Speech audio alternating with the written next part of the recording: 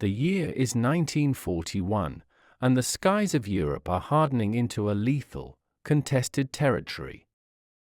The United States Army Air Forces needed a heavy bomber with superior range and payload to complement the Boeing B-17 Flying Fortress. Consolidated Aircraft delivered the answer in the form of the B-24 Liberator, an aircraft that would become the most produced bomber in American history.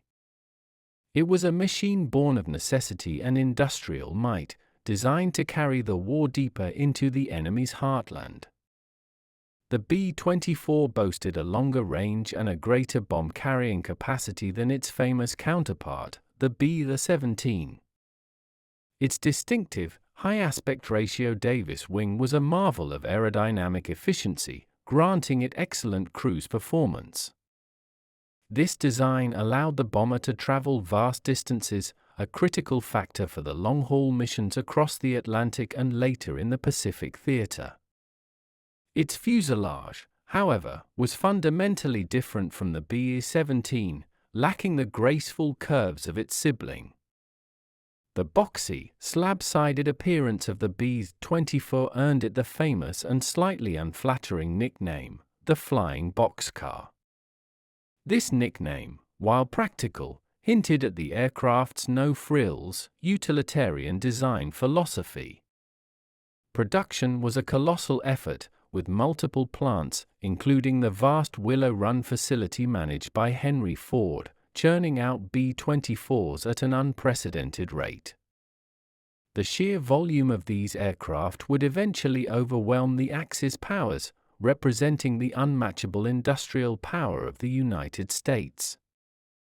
It quickly became the backbone of the Allied daylight bombing campaign, flying from bases across England and North Africa. The B-24's introduction meant that no target in occupied Europe was truly safe from the Allied air assault. It was destined for a brutal baptism of fire over the most heavily defended cities and industries of the Third Reich. The bomber crews knew they were flying a powerful, if unconventional, weapon into the fiercest aerial battles ever conceived. The B-24 was a critical piece of the strategic bombing puzzle, but its true test would be surviving the gauntlet of the Luftwaffe. Its performance under fire would soon shock the very men who had initially dismissed its ungainly silhouette. This new, boxy silhouette was a target, and the elite German pilots were eager to prove their superiority. They believed the B-24 was an easy kill, a clumsy target ripe for their expert marksmanship. The forthcoming battles would reveal a toughness the German aces had utterly failed to anticipate. When the B-24 first appeared in the hostile skies over occupied Europe, the elite German fighter pilots of the Luftwaffe were not impressed. These seasoned aces, veterans of the Battle of Britain and the Eastern Front, viewed the new American bomber with professional disdain. Compared to the familiar, rounder, and seemingly more robust Boeing B-17, the Liberator appeared awkward and structurally inferior. Its deep, slab-sided fuselage and high-mounted wing gave it a clumsy profile that invited mockery from the confident German pilots. The B-24's unconventional design was perceived as a weakness, making it an allegedly easier target to bring down. Luftwaffe intelligence quickly disseminated a dismissive assessment of the B-24's combat characteristics. The pilots circulated jokes, often referring to it with derogatory nicknames, with the Flying Boxcar becoming a term of intended insult rather than simple description. They believed its structure would fracture more readily under the explosive force of their 20mm and 30mm cannon shells. The German doctrine focused on concentrated, overwhelming attacks against the unescorted bomber formations. They employed head-on passes and synchronized rear attacks, aiming to exploit what they perceived as blind spots and structural vulnerabilities. Initial engagement seemed to confirm their belief. damaged B-24s often looked severely compromised and appeared to lose control more quickly than the B-17s. Yet, this overconfidence led to tactical complacency among some fighter groups. They underestimated the B-24's impressive defensive armament, which eventually mounted 10.50 caliber machine guns. Every direction of attack faced a hail of heavy machine gun fire, a defensive capability that rapidly proved fatal to many overzealous attackers. The Germans discovered that a single, quick pass was rarely enough to guarantee a kill on a determined Liberator. They were forced to commit to more passes, extending their time under the bomber's concentrated fire, which increased their own vulnerability. The initial mocking tone slowly began to shift to one of grudging respect and, in some cases, outright fear. Aces who had easily dispatched older British or early American models suddenly found themselves in vicious, protracted dogfights with the B-24 formations. The lazy kill turned into a desperate struggle for survival against a machine that simply refused to adhere to the Luftwaffe's expectations of falling apart. This early, arrogant dismissal would prove a costly miscalculation in the escalating air war. The B-24 Liberator possessed a number of design features that fundamentally distinguished it from all other heavy bombers of the era. Its most notable and controversial feature was the consolidated design Davis wing, which was long, thin, and mounted high on the fuselage. This unique wing design provided a high lift-to-drag ratio, which translated directly into the Liberator's impressive long-range performance and higher cruising altitude. The wing's efficiency was central to the aircraft's strategic role, enabling missions that the B-17 could not physically achieve. However, the design also housed the fuel tanks, and its high position made the fuselage appear deep and box-like beneath it. This deep fuselage was necessary to accommodate a large bomb bay, which was unique in its use of roll-up doors, further contributing to the boxcar appearance. The internal bomb bay could hold up to 8,000 pounds of ordnance on short-range missions, a considerable payload for the time. The trade-off for this capacity and range was a perceived lack of structural integrity and stability compared to the more traditional designs. German pilots often targeted the wings and fuel tanks, believing the high aspect ratio made them structurally vulnerable to stress and damage. They were correct that a hit to the wing could be catastrophic, but they underestimated the inherent toughness and redundancy engineered into the B-24. The twin vertical stabilizers, another distinguishing feature, provided stability but also presented a large, tempting target to enemy gunners. Despite the critics, the B-24's design was perfectly optimized for mass production, contributing to its record-breaking numbers. Its modular construction, with many flat panels, was far simpler to manufacture than the B-17's complex, curved surfaces. This simplicity of construction was a strategic asset, allowing the Allies to field vast numbers of Liberators to replace combat losses. The pilot's view was obstructed by the massive wing, which was another point of contention among its own crews. Yet, the spacious interior allowed for more crew movement and better access to internal systems for mid-flight repairs, a critical factor for survival. The Liberator was a testament to functional engineering, prioritizing mission capability and production volume over aesthetic grace. Its unique shape was a direct consequence of its strategic mission requirements, a form follows function principle that eventually earned respect on the battlefield. The German aces initially treated the arrival of the B-24 with a mixture of amusement and professional eagerness, convinced it would be a simple opponent. Their fighter units, like Jagdgeschwader 26 and Jagdgeschwader 1, quickly developed standardized tactics to exploit the bomber's perceived weak points. One common tactic was the high-speed, head-on attack, aiming at the cockpit and the exposed nose gun positions. The relatively blunt nose of the B-24, compared to the sleek B-17, was thought to be an easy target for this dangerous, high closing rate maneuver. Another specialized method involved attacking from directly below, where the defensive fire arc was often weaker or non-existent in the early models. The Luftwaffe often employed groups of heavy fighters like the Messerschmitt Bf-110 or Messerschmitt Me-10, equipped with heavy cannons and sometimes air-to-air rockets. These heavy fighters were designed to stay out of the range of the bomber's .50 caliber guns while unleashing devastating bursts of explosive ordnance. The German pilots would often joke about the B-24's propensity to burn, fueled by the wing tanks that seemed dangerously exposed to cannon fire.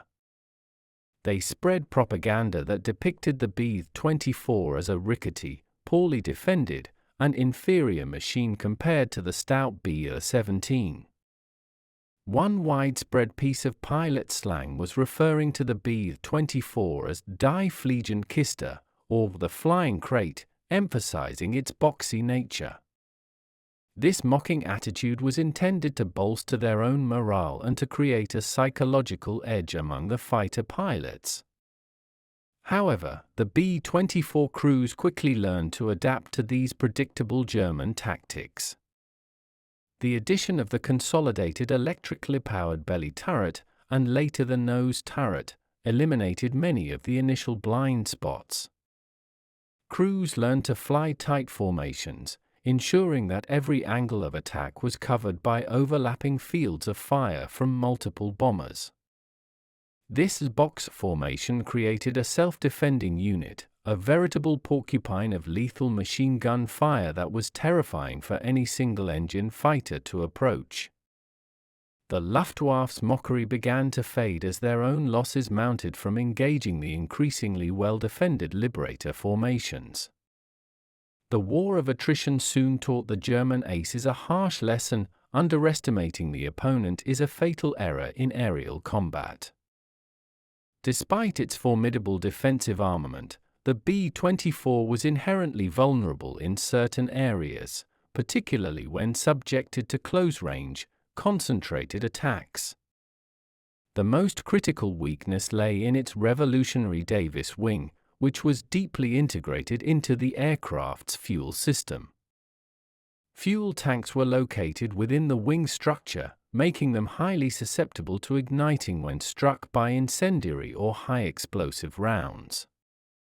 Unlike the B-17, which could sometimes absorb tremendous punishment to its robust fuselage, a severe hit to the B-24's wing often proved fatal.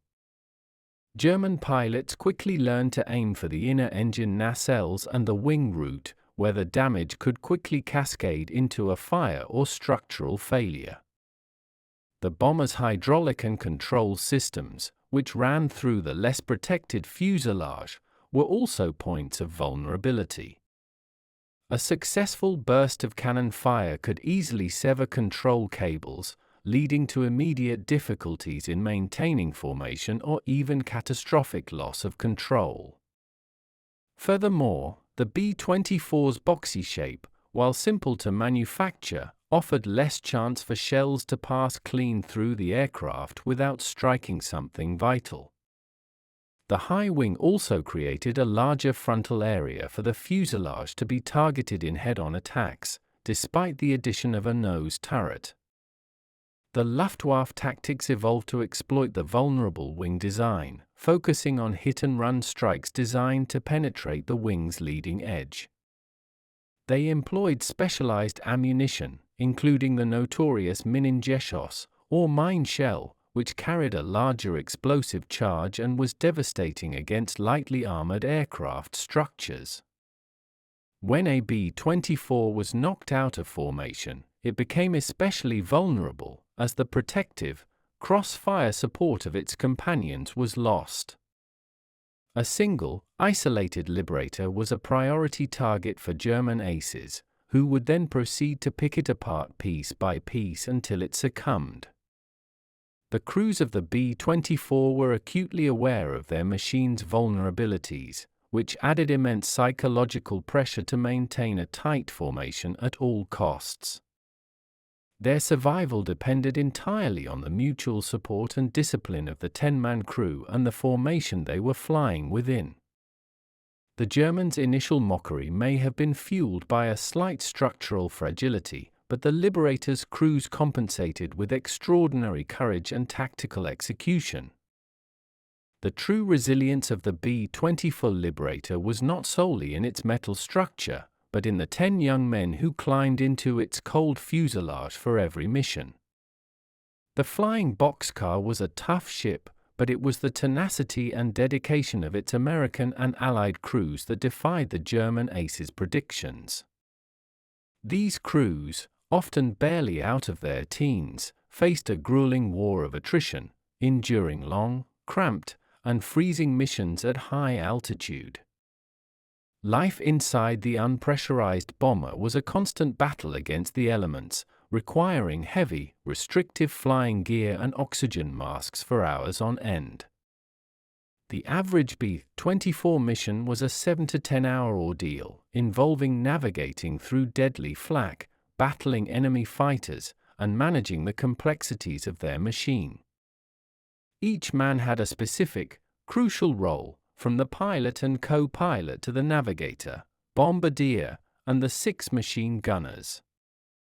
The success of the mission, and their own survival, hinged on the flawless execution of every single crewman's duty. The bombardier's job was paramount, guiding the plane in the final moments over the target to ensure the massive payload hit its mark. The gunners were the crew's eyes and voice, constantly scanning the sky and calling out the vectors of the relentless Luftwaffe attacks. They manned the 10.50 caliber machine guns, which represented the bomber's only hope against the heavily armed German interceptors. The attrition rate was devastating, and the strain of completing the required number of missions weighed heavily on every man's mind. Every flight was a roll of the dice, and the sight of a friendly bomber going down was a constant, grim reminder of their own mortality. Yet, they flew on, mission after mission, bound by an intense camaraderie forged in the terror and chaos of aerial combat. The crews became legendary for their ability to bring back grievously wounded Liberators, machines that by all rights should have disintegrated. They often performed Herculean repairs in mid-flight, battling fires, severed controls, and wounded companions to keep their Boxcar aloft.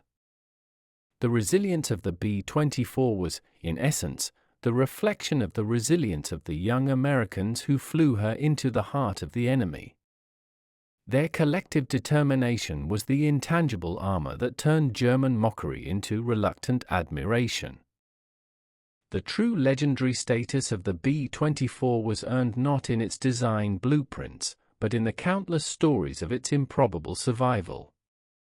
It was during the brutal, sustained attacks that the flying Boxcar revealed a structural redundancy and inherent toughness that surprised everyone, including its own crews. German pilots would expend their entire ammunition load on a single Liberator, watch it absorb hits that would cripple other aircraft, and still see it flying determinedly toward the coast. The B-24 had a remarkable ability to sustain significant battle damage to its fuselage and tail section and yet remain airworthy. One famous account involved a B-24 returning with its entire tail section nearly severed, held together by only a few remaining control cables and strips of aluminum skin. Another Liberator landed safely with hundreds of holes, its internal bracing resembling lacework after a vicious engagement. The planes for powerful Pratt & Whitney R1830 twin Wasp engines were also incredibly rugged, often continuing to run even after sustaining significant damage. It was common for B-24s to complete their mission and make it all the way home running on only 2 or 3 engines. This tenacity under fire slowly eroded the dismissive attitude of the German aces. They started reporting encounters with B-24s that simply refused to burn or fall out of formation, even when visibly smoking and trailing vital fluids. The structural components, though appearing boxy, were engineered to a high standard, allowing the aircraft to withstand immense asymmetrical stress.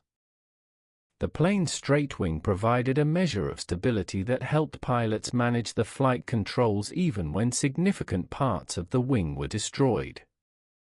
The crews themselves contributed to this refusal to fall, often physically muscling the controls or engaging in improvised repairs with whatever materials were on hand.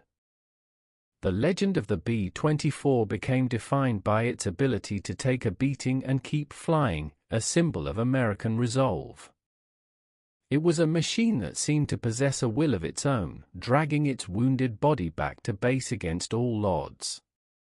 This earned respect on both sides, transforming the flying boxcar from an object of derision into a feared and respected adversary. The B-24 Liberator was an uncompromising platform for defensive firepower, evolving into one of the most heavily armed aircraft of World War II. Its standard armament eventually settled on 10.50 caliber Browning machine guns, a fearsome array of heavy weapons designed to shred any attacking fighter. The concentration of these guns meant that a B-24 formation could project a devastating amount of firepower in all directions simultaneously. The power of the .50 caliber round was superior to the lighter calibers used in many earlier aircraft, capable of both damaging airframes and igniting fuel systems. The B-24 was the first American bomber to be fitted with a powered turret in the nose, eliminating a critical forward blind spot that had plagued earlier bomber designs. This crucial innovation forced German pilots to abandon their highly effective head-on attack tactics, as the closing rate exposed them to overwhelming fire. The retractable belly turret, the SPEI, or later the consolidated model, provided full 360-degree coverage underneath the aircraft, protecting the vulnerable belly. This turret could be retracted flush with the fuselage to reduce drag, an important consideration for the long-range Liberator missions. The tail turret, housing a pair of massive .50 caliber guns, was the bomber's primary defense against the prevalent and highly dangerous rear attacks. It was often the first line of defense and the source of many confirmed Luftwaffe kills for the Liberator crews. The two waist gun positions, with their hand-operated guns, provided flexible coverage to the sides, although they exposed the gunners to the freezing wind and enemy fire. A final gun was typically mounted in the flight deck, operated by the navigator or bombardier, to provide supplementary forward and upper defense. The combined effect of this armament was the creation of the infamous bomber box, a defensive formation where every plane's guns protected its neighbors. German pilots quickly realized that attacking the B-24 box was akin to flying into a massive, concentrated storm of heavy-caliber bullets. The defensive firepower was the Liberator's great equalizer, making the mocking German aces pay a heavy price for their initial arrogance. The B-24 Liberator's operational history extended far beyond the European theater, with its tremendous range making it indispensable in other global conflicts. It became the quintessential long-range strike bomber for the Allied forces fighting in the vast and challenging arenas of the Pacific and North Africa. In the Pacific, the B-24's ability to cover huge distances was absolutely vital, connecting distant island bases and striking Japanese targets previously thought untouchable.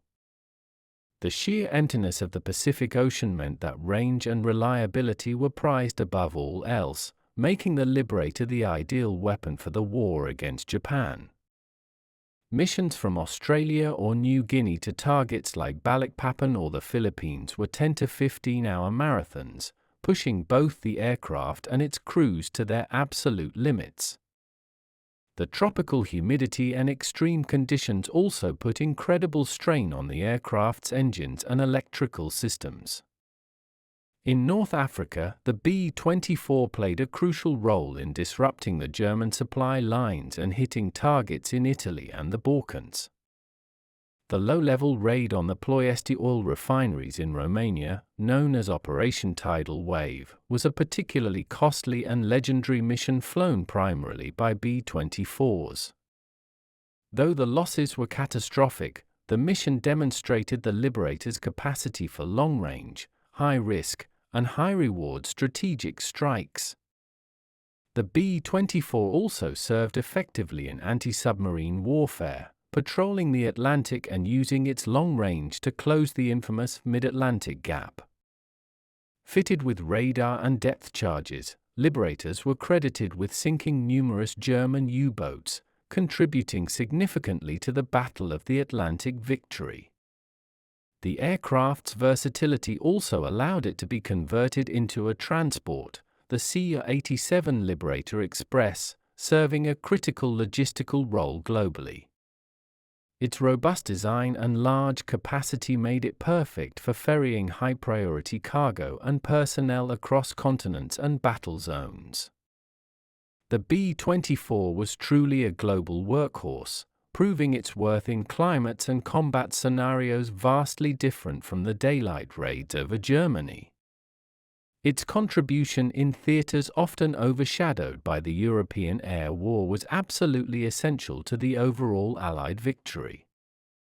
While the B-17 often garnered the lion's share of public and cinematic glory, the B-24 Liberator quietly amassed a far greater contribution in pure tonnage of bombs dropped.